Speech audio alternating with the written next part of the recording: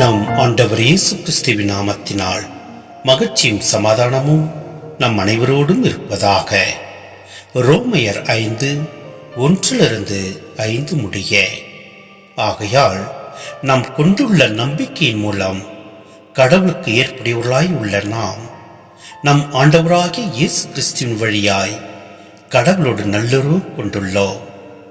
நாம் இப்போது அருள்நிலையை பெற்றிருக்கிறோம். இந்நிலையை அடையும் உரிமை இயேசு கிறிஸ்துவின் மீது கொண்ட நம்பிக்கையால் தான் அவர் வழியாகவே நமக்கு கிடைத்தது. கடவுளின் மாட்சியில் பங்கு பெறுவோம் என்னும் எதிர்நோக்கில் நாம் பெருமகிழ்வும் கொள்ள முடிகிறது. அது மட்டுமல்ல, துன்பங்களை தாங்கிக் கொள்வதிலும் பெருமகிழ்ச்சி கொள்கிறோம்.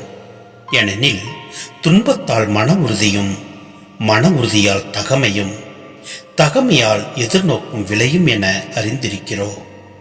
அந்த எதிர்நோக்கு ஒருபோதும் ஏமாற்றம் தராது.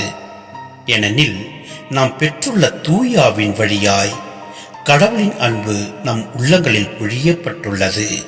சிந்தனை: நாம் பிளவுபட்டிருந்தோ, கடவுளை மறந்தோ, பிறரை பகைத்தோ, இப்பொழுது நம்பிக்கையின் மூலம் கிறிஸ்து வழியாக நாம் இறைவனோடு இணைந்து விட்டோம். இறைவனின் இந்த இனிய பிரசன்னத்தில் என்றும் நிலைத்திருந்து அந்த பிரசன்ன நிழலிலே அவர் இதயம் பேசுவதை உணர்ந்து அதன் அடிப்படையில் நாம் அன்றாட பணிகளை செய்து வாழும்போது நாம் அருளில் நிலைத்திருக்கின்றோம். இயேசு கிறிஸ்துவின் துன்பங்கள் அவர் உயிர்த்தெழுதலுக்கு பாதையானதால் கிறிஸ்துவர்களுக்கும் சிலுவை பாதையே மீட்பின் பாதையாகும். இதனால் கிறிஸ்தவர்கள் ஒவ்வொரு துன்பத்தின் மூலமும் இயேசுவின் சிலுவை பாடுகளில் பங்கேற்க முடிகிறது. எனவே துன்பம் நாமும் உயிர்த்தெழுவோம் என்னும் எதிர்நோக்குக்கு விட்டு செல்கிறது. வறண்ட நிலத்தில் பொழியும் கனமழை போல மெசியா காலத்தில் ஆவியானவர் மக்களினத்தார் மேல் பொழியப்படுவார் என்பதை இறைவாக்கு நமக்கு எடுத்துரைக்கின்றது. மேலும் இறைவனின் ஆவியானவருக்காக மக்களிடமிருந்த தாகத்தை இது படப்பிடித்து காட்டுகிறது.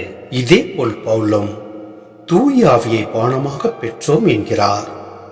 இங்கு இந்த பானம் தூயாவி நம் மீது பொழியும் கடவுள் அன்பே என்பதை அவர் தெளிவுபடுத்துகிறார். எனவே இத்திருவருகை காலத்தில் இருக்கும் நாம் அனைவரும் நம் ஆண்டவரில் முழு விசுவாசமும் நம்பிக்கையும் கொண்டு வாழ்வோம். எல்லாம் அல்ல இறைவன் நம்மை நிறைவாய் ஆசீர்வதிப்பார். ஆமென்.